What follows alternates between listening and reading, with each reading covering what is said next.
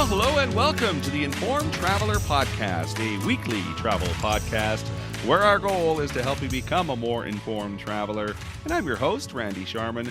Our resident travel expert, Onanta Forbes, is down under in Australia. So in a few seconds, we'll check in with her to see what she's been up to and where she's been so far.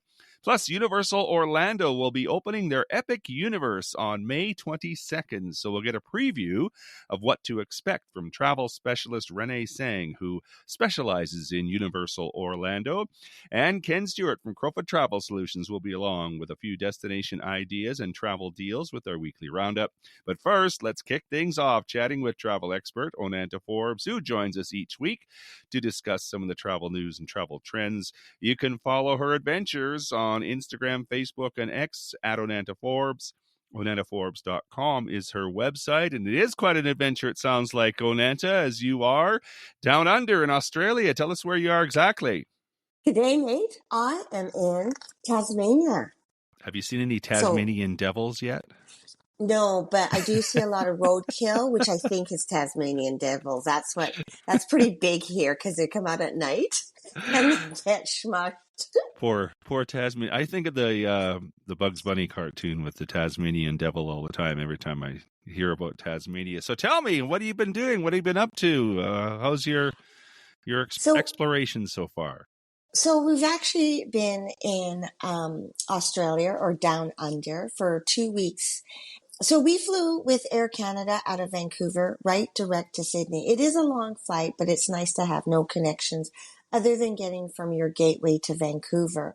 Now, before you even leave Canada, you cannot enter the country without a electronic travel authorization, which is an ETA.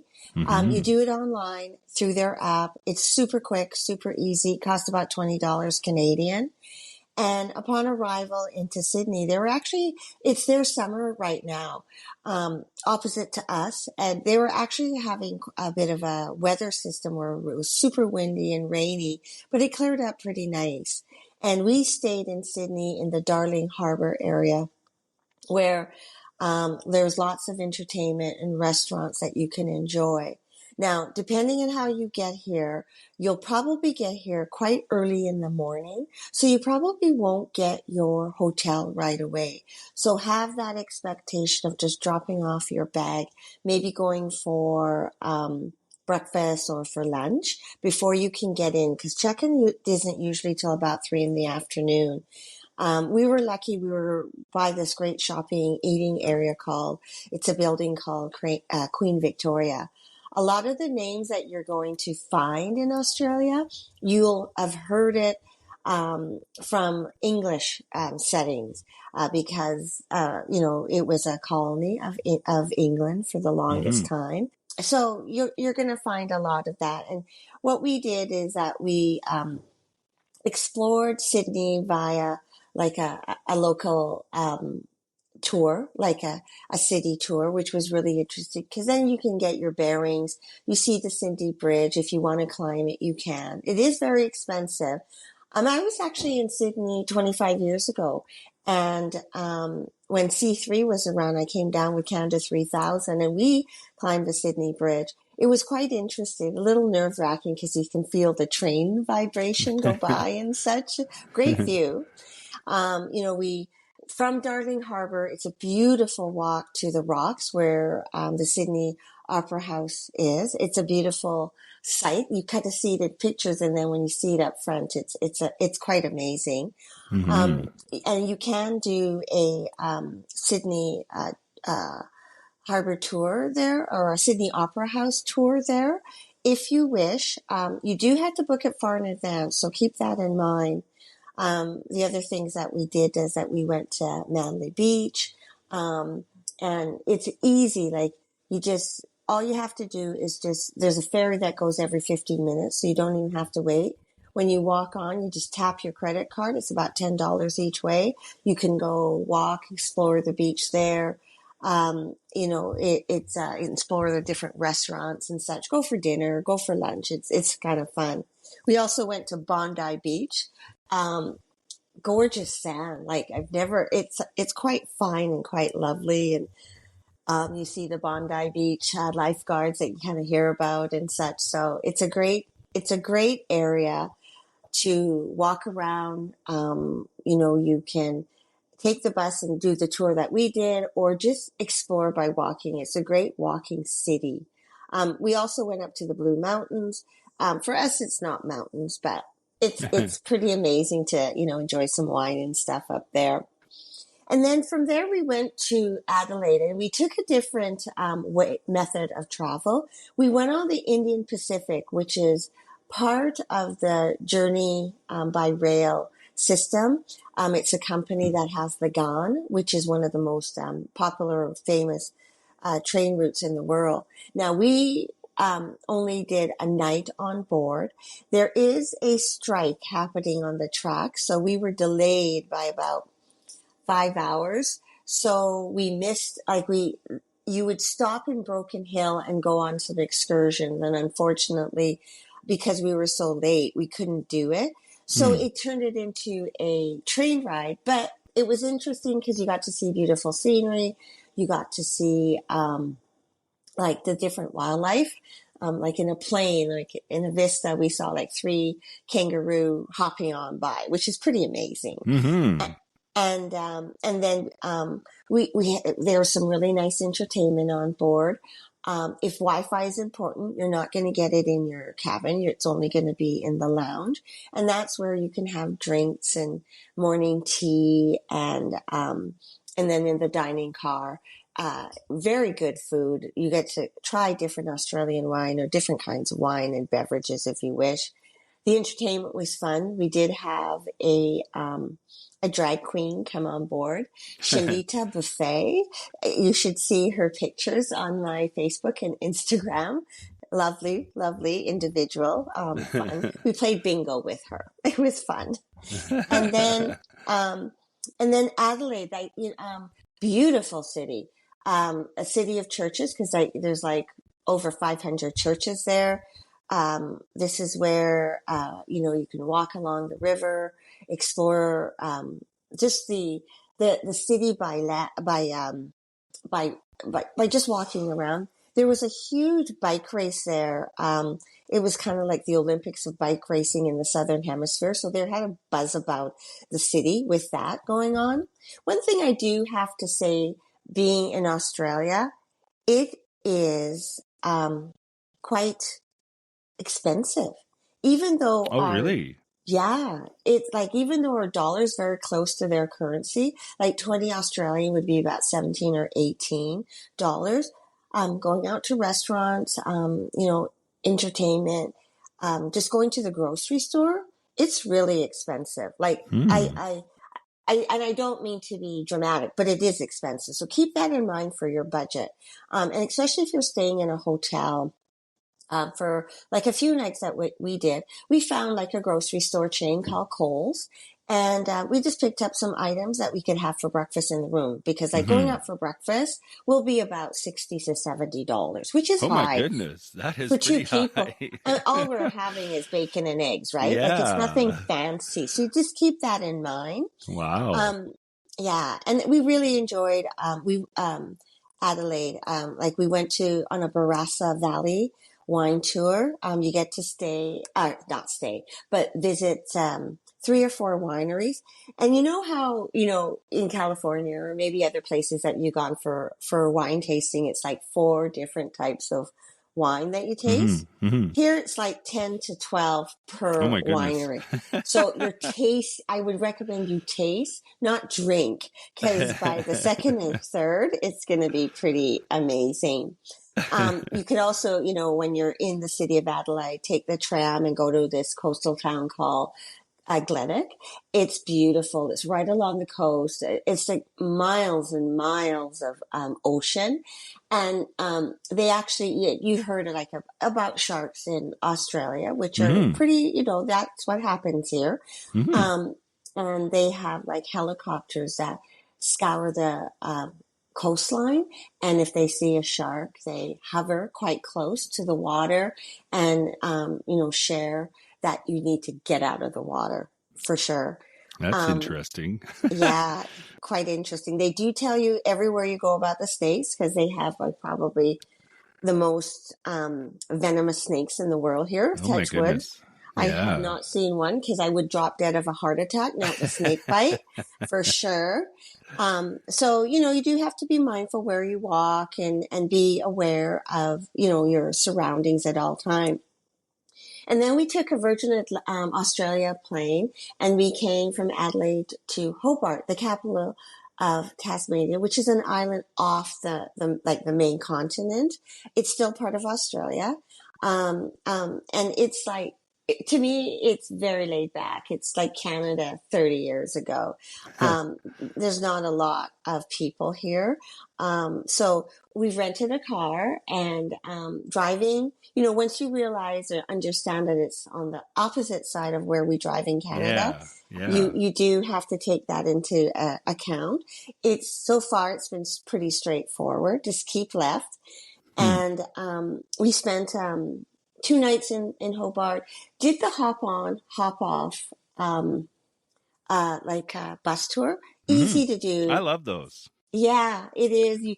We saw lots of great sites, lots of learning of the history of it. We also went to Port Arthur for the day, and then that's where they had a huge convict penal colony, and Okay. you heard about how how convicts came from England to Yeah. Australia Yeah. and where they lived and how the conditions and so on.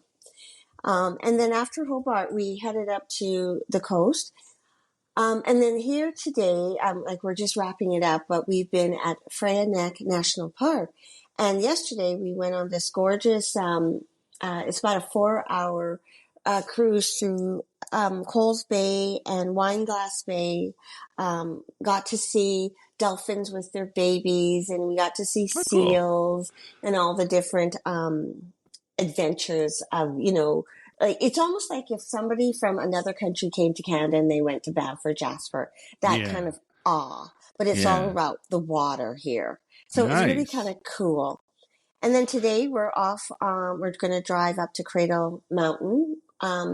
It's another national park, good for hikes and so on. And then explore that for the next two Nice. days. Yeah. Well, you've done a lot. And so you mentioned you took the train from Sydney to Adelaide and it was an overnight. How far is that? Like, is it purposely done overnight? Yeah, it is because you can actually it is because it actually takes quite a time to get there. So we left if it was we left late, so around 6 o'clock, and we got to Adelaide without doing our stop in Broken Hill. We got there at 3:45 the next Oh, day. okay. Okay. Yeah. And then you can continue onwards and go to Perth on the train, and that would be a 2 night overnight stay. Mm-hmm. Yeah. Just trying to get a feel for the distances, just looking at a map, because I've never been to Australia. So now, what was your first impression? I mean, you've done a lot of things, but what struck you the most, or something you didn't know that you didn't expect? You always know that Australia is a big continent, but the distances between places are huge. So you have to consider that when you're traveling about. It's not like you are like it's comparable to Canada, but so keep that in mind is the distances. Mm-hmm. What is enjoyable is for Canadians and English speaking travelers, you don't have to worry about a communication Yeah. issue Yeah. at all. Mm-hmm. And then I think the biggest thing for us, even though we expected it, is that you are in a different time zone. Like, you hear at Christmas time and New Year's that Australia will welcome New Year's first Yeah. because you are so far ahead of home. So that You're I in the think is that, future. You're in the future. yeah. So I think that's the biggest thing. And then just the lovely, Aussie, words and The such. Like, expressions. Yeah. yeah. Like, for an example, I'm sure everybody's heard of Barbie because it's a barbecue, right? Ah, yes. Yeah. Hmm. or if you're beaut or beauty, it's great or terrific. Like so. It's kind of just lovely to hear. What we were very surprised at was the diverse culture of Australia. How close we are to Asia. Like it's only 4 hours to fly to Bali. Oh, So, yeah. or not very far by plane to go to Singapore. So there's a lot of diversity here. Hmm. What's wonderful to hear is that they always give acknowledgement to the Indigenous people Hmm. of Australia, and they recognize that they weren't always treated well, but they're always like we're on their land, and we are Yeah. very appreciative of that. Hmm. So now, how much of this was pre-planned? Like you mentioned, you did a couple of tours, and how much it was just kind of spur of the moment type of thing? For me, I planned everything just because it is a big country, and it is summer here. It's lots of people, Mm. and it's very, very busy. Like one thing I didn't plan was the Sydney Opera House tour, and we're going back to Sydney to end our trip in Australia, and I had to book, and I booked it here, but it was for when we came back, which was a couple of weeks from when we arrived.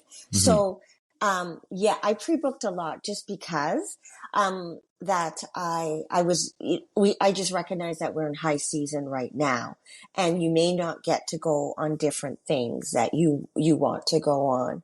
But for an example, going up to Cradle Mountain today, again, a national park, I don't have anything booked because I just wanted to enjoy the nature, Hmm. and I wanted to go on walks and such and hikes. And there's a beautiful spa there that perhaps I will look at.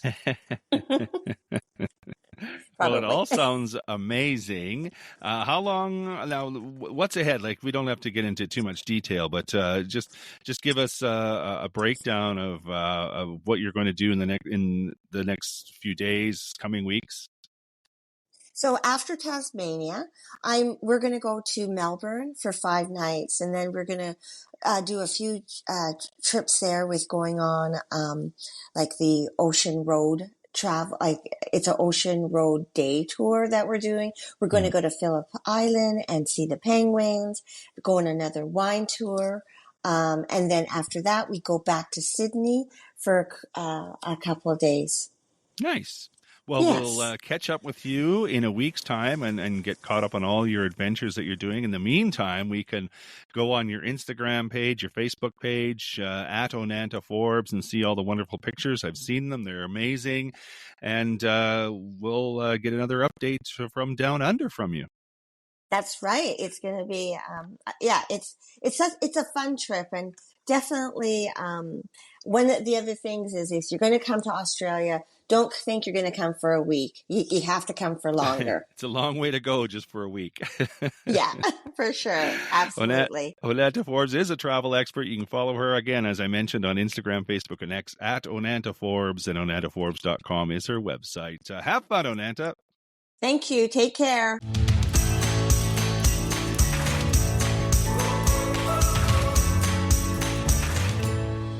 Well, Universal Orlando will be opening up their Epic Universe on May 22nd and promises to be, well, epic. So joining us now to give us a preview of what to expect is Renee Tsang. She is a family travel specialist specializing in places like Universal Orlando. Renee Tsang Travel.com is her website. Hi, Renee. Hey, Randy, how are you? I'm well, thank you. You know, it's been a couple of years now since I've been to Universal Orlando, and there was talk, lots of chatter Hmm. about this big epic universe. How big is it for Universal Orlando, both in landmass and in excitement? Oh, it's big. It's epic. It's called Epic Universe for a reason, and it's huge. It's a game changer for Orlando simply because this is the first new theme park, like actual theme park that is going to be opening this year.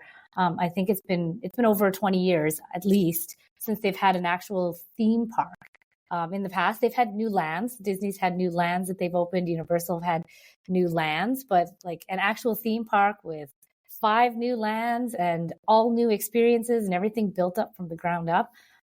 It's something that I think people have not seen in a really long time. So it's epic.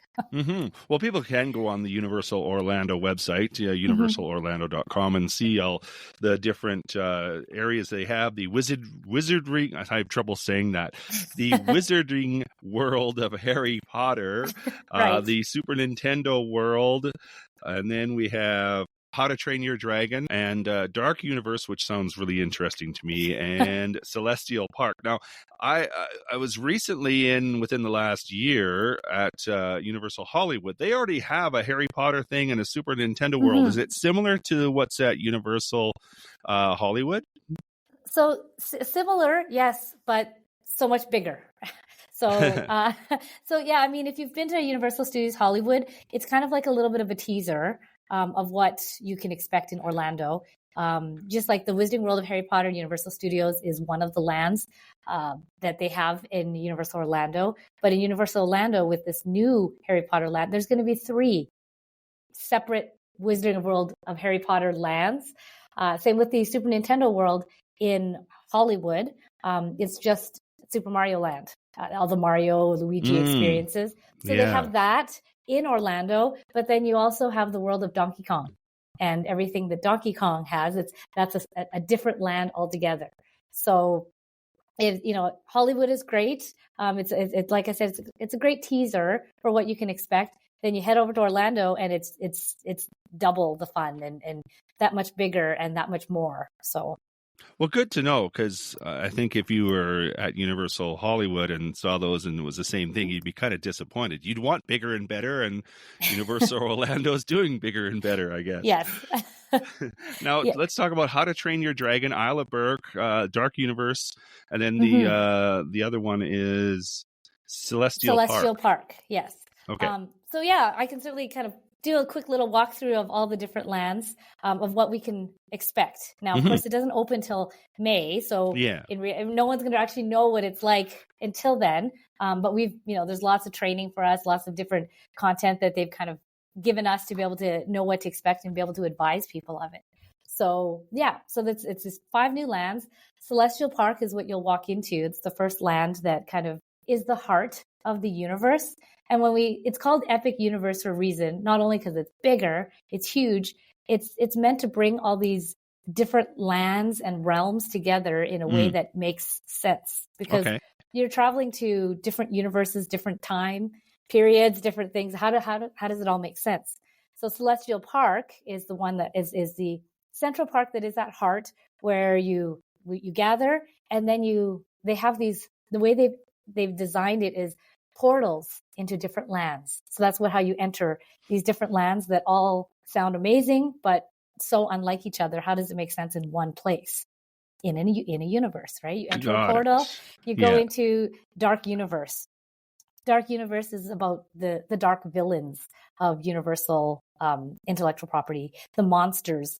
And so for some people, the younger generation may not be as familiar, but for some of us older folk who remember Frankenstein and the werewolf and some of those, horror movies of the olden days kind of a thing. That's classics, we like to call them. That's a good term. Classics.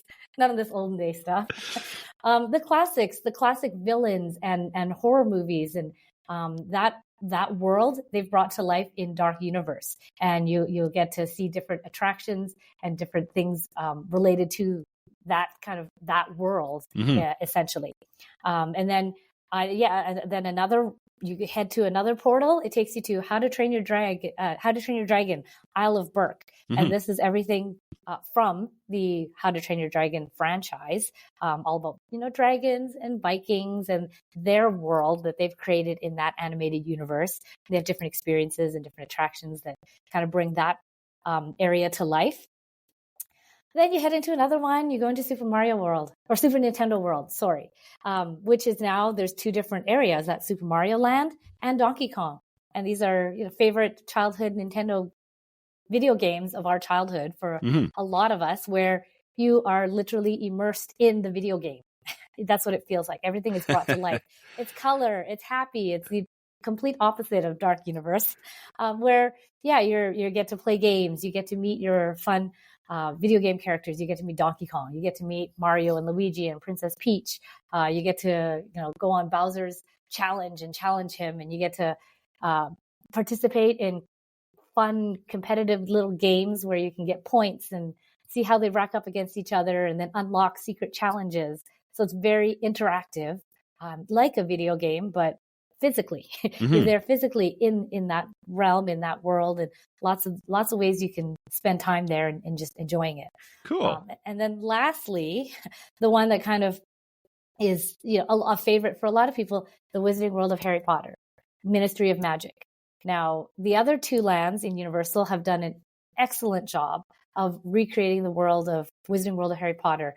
In the one they have Hogsmeade, bringing everything, from Hogsmeade to life. They have Hogwarts, Hogsmeade Valley. So the two different main areas from the Harry Potter movies have been brought to life there. And then now in Ministry of Magic, it ties together the two different Harry Potter franchises, the Harry Potter movies that we know and love in the books, and then also the Fantastic Beasts franchise, which, we've been recently introduced to. Mm-hmm. So in the Ministry of Magic, you've got elements of Paris, 1920s from the Fantastic Beasts franchise. And then, you can also travel by Floo powder to the 1990s London Ministry of Magic. So you have those two elements of the Ministry of Magic in two different eras brought together in the Wizarding World of Harry Potter in Epic Universe. So it's a lot.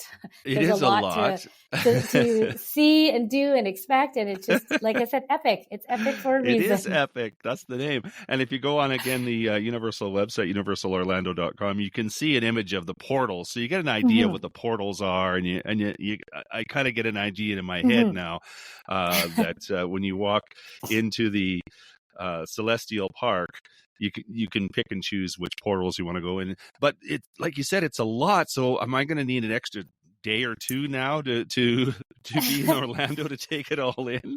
Hands down, yes. Universal is no longer like a little sibling to Disney World in Orlando. Mm-hmm. Over the last few years, it's really been a destination in itself, with first the two theme parks, then the addition of Volcano Bay, the water park. There you have three theme parks already. They have their on-site hotels, all with different price points and different experiences designed to give you that on-site experience in Universal, all of it, the hotel, the stays, the benefits of staying on site and all of that. And so then you add now this Epic Universe with this new theme park opening. They're expecting hundreds of thousands of more people coming as well. So with that, they're built 3 new hotels in addition to the hotels they already have on site. Yeah, so let's talk about those and some of the advantages of staying at a Universal resort. Okay, so just recently, at literally last week, they opened one of the first of 3 new hotels, Universal Stella Nova, which is an outer-worldly galaxy experience themed hotel, and it's a prime value hotel, so good, budget friendly, but modern, contemporary, all that kind of stuff for everybody that can who wants to stay. It's got something for everybody. Then before they open in May, there'll be another one, its sister property, the Stella Luna Resort, and then the flagship of Epic Universe is going to be Universal Helios Grand Hotel. Now, this is the signature, is part of the signature collection, prime value hotel, kind of similar to Lowe's Portofino Bay, Hard Rock, the other ones that they have. So it's similar in that category. But what's the greatest benefit of it is it's on site right at Epic Universe. It's got its dedicated entrance to Epic Universe that you can only access as a hotel guest. And the hotel overlooks Celestial Park and Epic Universe as well. So it's got views like you'll never see anywhere else. Nice. So with that, these 3 hotels, in addition to the handful that they already have, they've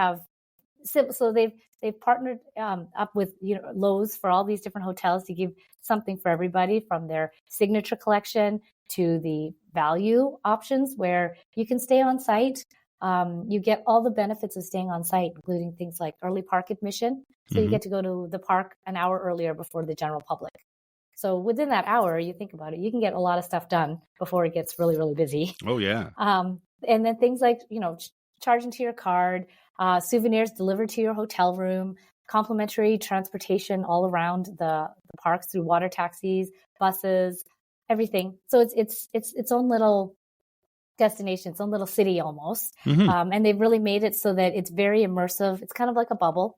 And it's very similar to how when we talk about people who go into Disney World, how you want to be in that bubble. Universal Orlando is the same thing. You want to be in that bubble for all these different benefits and all these different reasons, where there's no reason to stay off site anymore. There's so many more benefits to being on site, and they make it really worth your while because there is so much to see and do.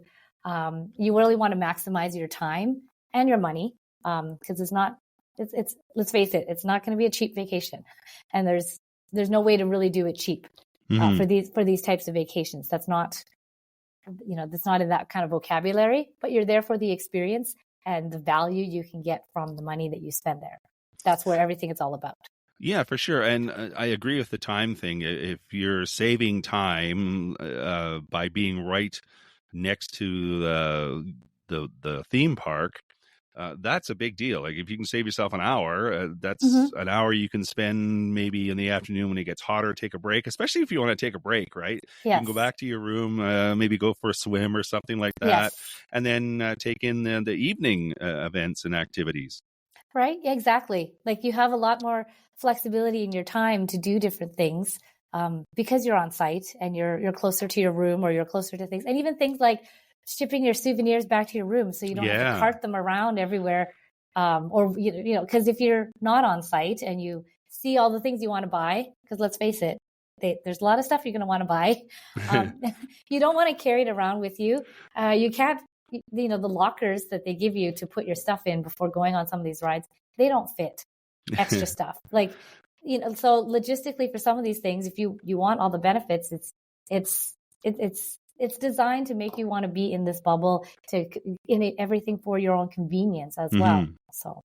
So what excites you the most out of the five? Like I would be really interested in the dark universe, and I really did like the movie How to Train Your Dragon. I thought that series was pretty good. But what excites you? I think I'm a Potterhead. I've been a Potterhead, so I think that part is what I'm looking forward to most. Simply because the other lands, they've done it so well. And when you walk into the first time you walk into any Wizarding World of Harry Potter, you're blown away by the level of detail, the experience, and everything, and how you feel like you're literally in this world of magic of Harry Potter. That is true. They do a very good job of that. Yeah. Universal does an excellent job. Their rides are very good too. So the whole experience is truly amazing. Yeah, it's epic, as they say. Exactly, epic. Anything else? Like, what about some general tips? Like you mentioned, be prepared to spend money. It's going to be expensive. What about like for people who've never been to Universal, the whole experience themselves? This is going to add another day or two. So I imagine you want to spend at least 3 or 4 days to take the whole thing in. Yeah, I mean, with the opening of Epic Universe, that's going to be three theme parks right then and there. So that's 3 park days minimum. Like I said, there's Volcano Bay. That's a water park that if you're a water park person, enjoy. It's another level of water park. But I know that's not everyone's thing either, but like that could be a 4th day. The other thing about Universal is they do have, because they're big parks, there's lots of, no one likes lines, right? Let's face it. And if you're going to Orlando, especially during summer or when it's hot, no one wants to stand in line in the heat. It's hard.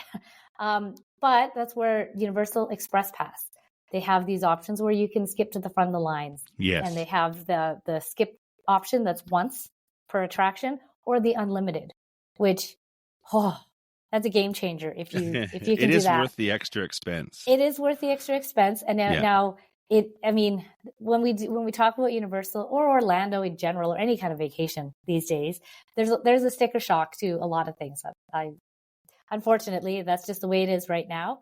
But at the same time, way Universal Orlando has, if you stay at any of the three, maybe four now, depending on, we don't know as many details about Helios yet, but for sure right now, the three resorts, Portofino Bay, Hard Rock, and Royal Pacific, if you stay there, you get unlimited Universal Express Pass included for all guests who are staying in the room for the duration of your stay. Nice. So that in itself, for a family of 4 or 5, if you were to pay out of pocket on certain days, I mean, it can easily be over $100 US per person just to add the Universal Express Pass onto your ticket.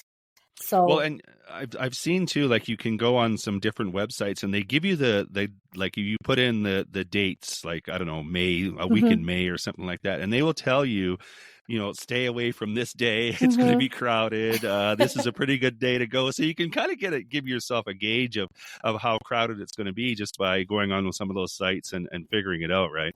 For sure. Yeah. Yeah. I mean, so everything is tiered in days. So they price accordingly. The lower shoulder season, not as busy days, they're priced a little bit lower.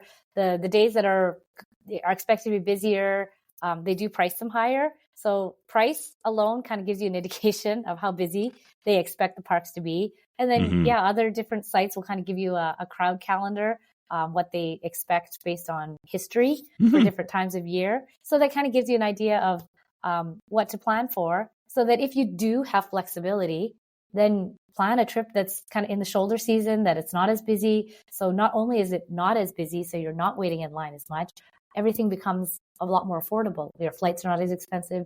True. Your hotel is not expensive. Your ticket prices are not going to be as expensive. So a lot of that will come into play, and that can make a huge difference in your total cost, depending on how you're looking at things. Exactly. Good stuff. If people want more information and have questions, not just about Universal Orlando, all kinds of theme parks, Renee Tsang is the expert. She's a family travel specialist specializing in places like Universal Orlando. It is going to be epic, I think. It opens May 22nd. I'm excited. I hope you are. Oh, I'm very excited. I can't wait to get the opportunity to go. And you can check out Renee's website too, Renee Tsang Travel. It's Renee with 2 E's, Tsang with a T, and travel.com. ReneeTsangTravel.com. Thanks, Renee. It was fun chatting. Yes, thank you so much, Randy.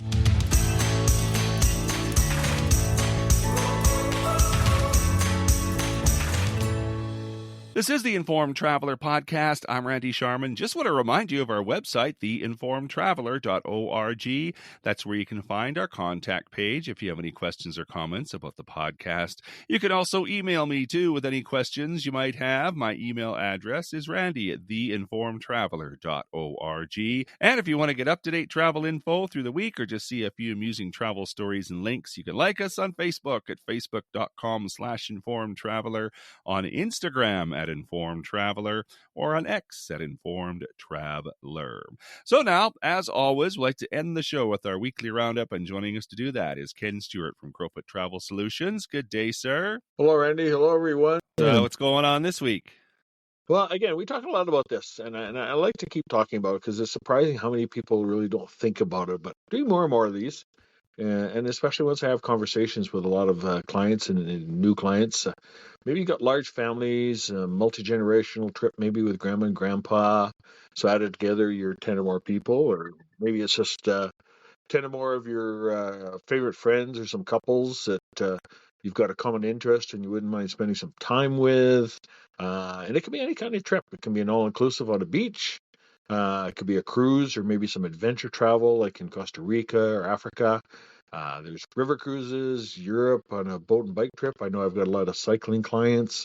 And on occasion, some suppliers will do the group dates and the itineraries just for you if you have enough on some of our small group tour companies. So, and I also do a lot of work with sports teams, soccer in particular, since my daughter used to be involved. Everybody knows that I do that kind of stuff. So where they're traveling to play, maybe playing a tournament. Right now we're doing an airfare group with the Masons who are doing a cruise group, and they're looking after that, but we're looking after the air for them. So whatever your likes or your needs are or your thoughts, again, it doesn't hurt. Always ask, hey, have we got enough people that we can maybe qualify for a group? Because savings can be anywhere from, $25, $50, which, I mean, that depends to something else, to on some of our groups, we're saving clients as much as $200-$300 a person.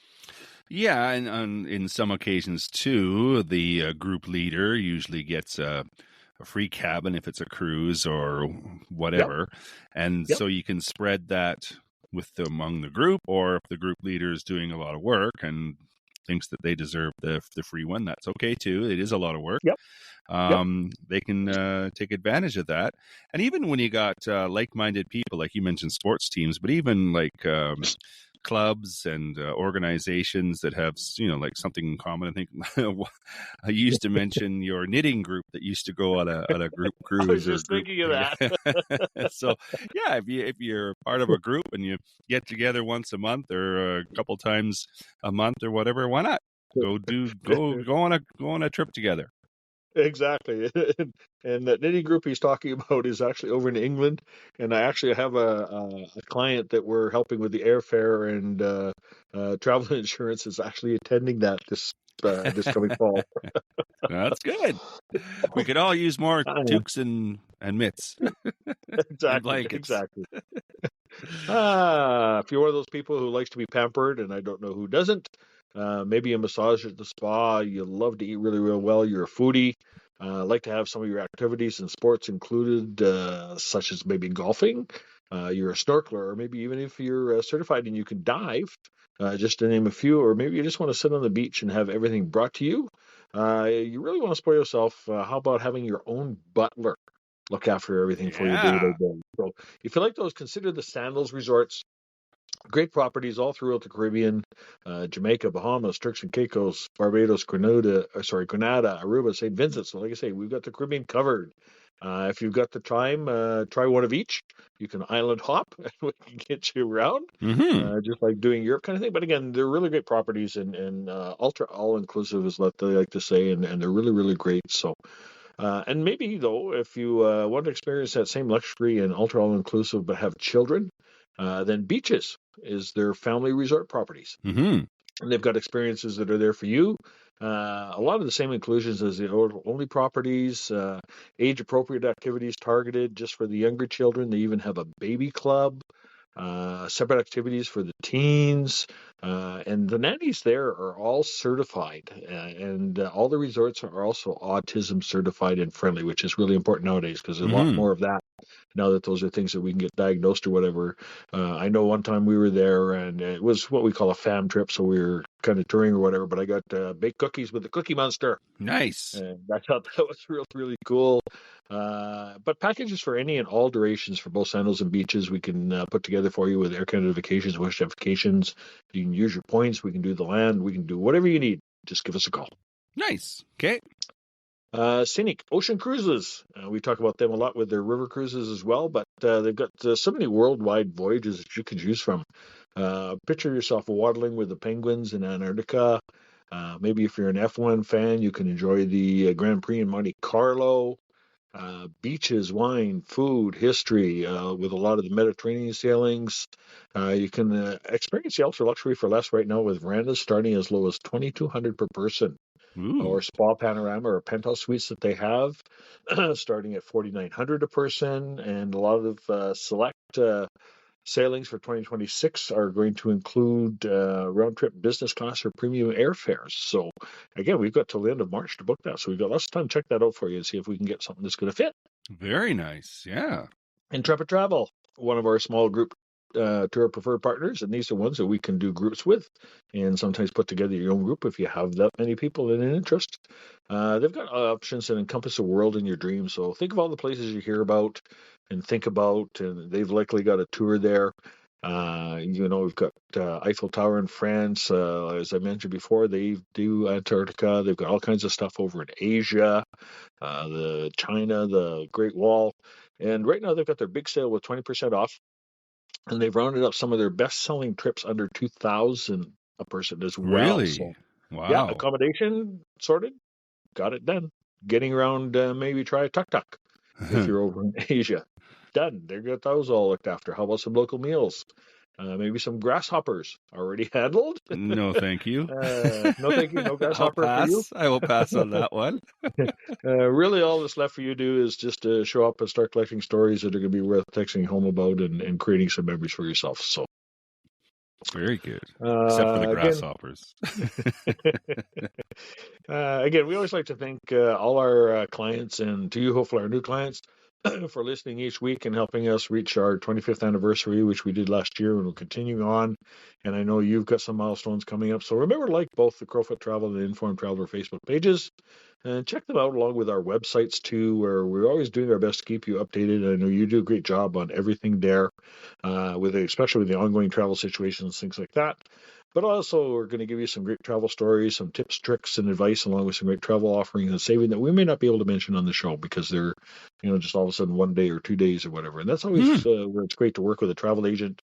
Tell them what you're looking for, and then we can keep an eye out on those things, and we can make sure we're getting you the best bang for your buck. And if people want to tell you what they're looking for, what's the number?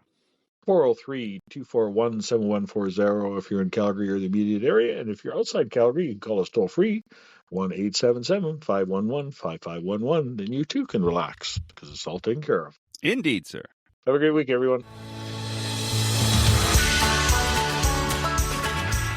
And that is our show for this week. If you have comments or questions, we'd love to hear from you. If you have a show idea, send that along as well. My email is randy@theinformedtraveler.org. And if you like what you heard, tell a friend. You can check out our website too at theinformedtraveler.org. In the meantime, thanks for listening, travel safe, and be an informed traveler.